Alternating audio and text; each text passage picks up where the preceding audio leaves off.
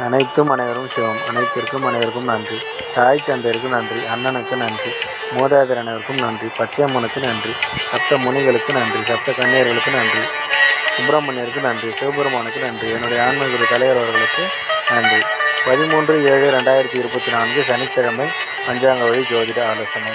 இன்று உங்களுடைய கர்ம வினை தீர குழந்தைகளுக்கு உதவி செய்யுங்கள். தீர்க்க ஆயுளுடன் இருக்க அண்ணன் அக்காவிடம் ஆசை பெறுங்கள்.